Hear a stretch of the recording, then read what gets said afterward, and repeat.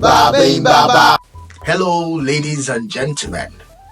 Welcome to another edition of Babaini Baba. My name is Babaini Baba, the master storyteller of Injigaland. Today, I am going to be telling you a very interesting story, and I want you to pay attention as I tell you.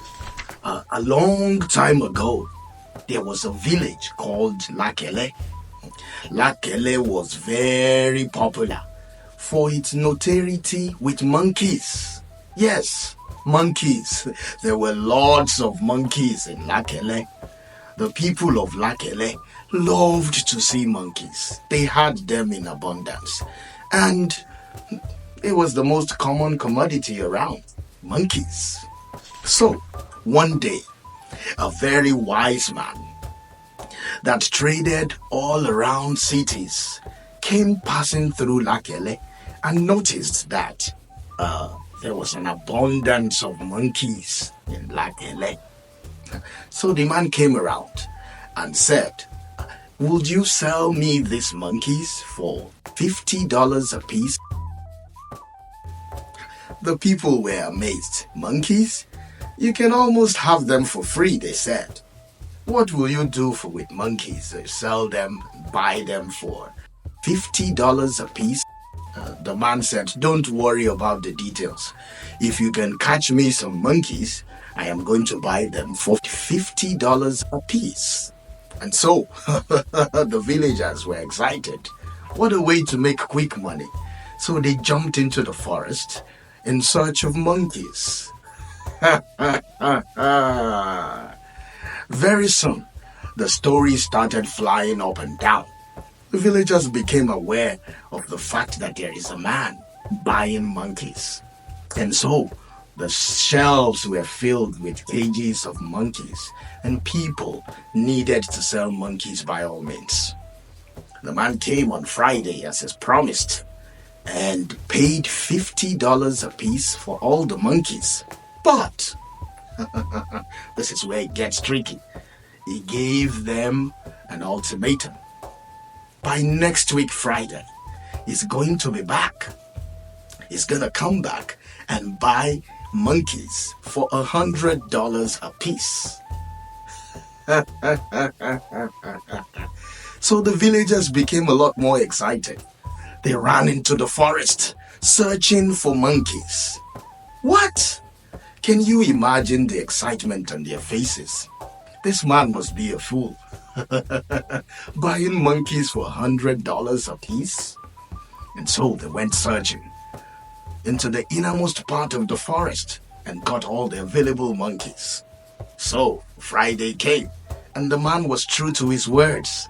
He bought all the monkeys for $100 a piece. The story continued. The man gave them another ultimatum and said, "By next week, Friday, I am going to be back. And this time, I am going to buy all the monkeys you can find for $200 a piece." The villagers couldn't understand this craziness. What in the world of craziness? Wake me up if this must be a dream. How can I sell a useless monkey that I caught off the forest for $200? By this time, even the king and chiefs were all aware and were also part and parcel of all the monkeys capturing that happened in the village.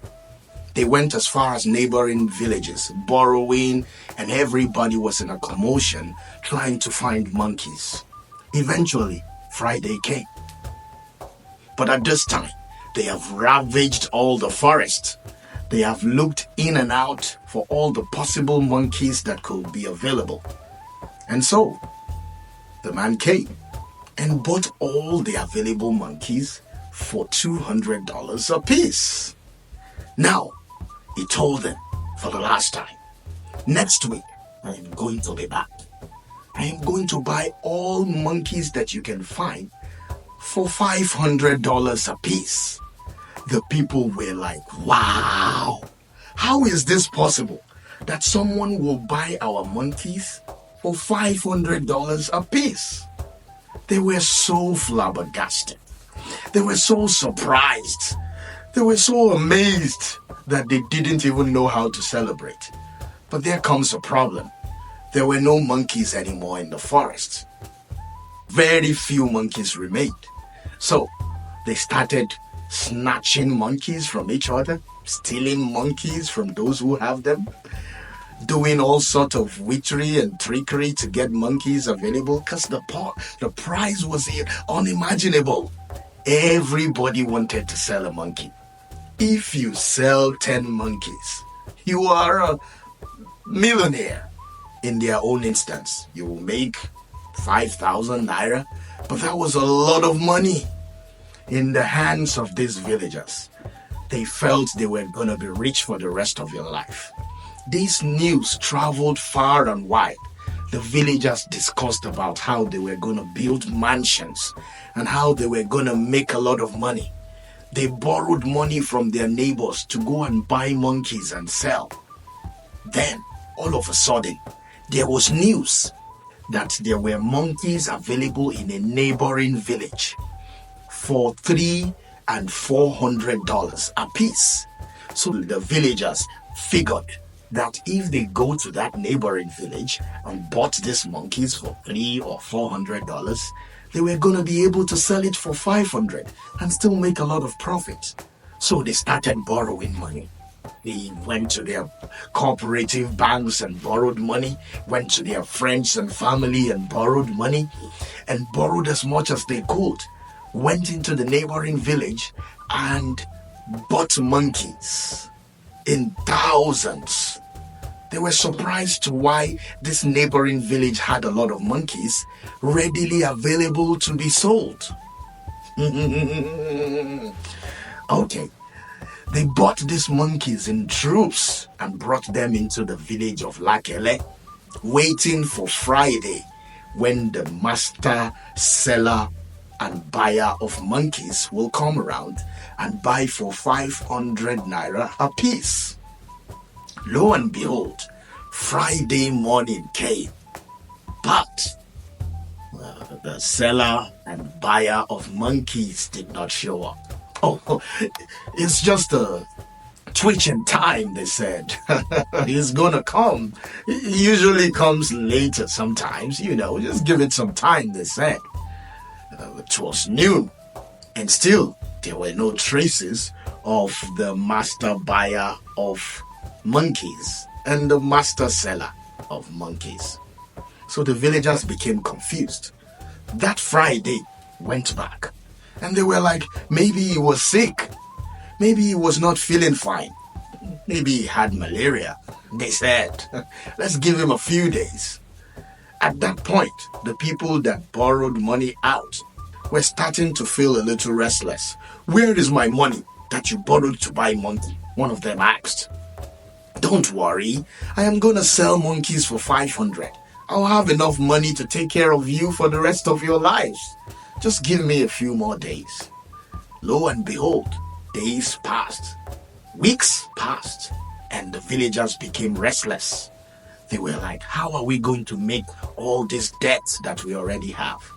How are we going to pay them? So they started selling the monkeys at lower prices.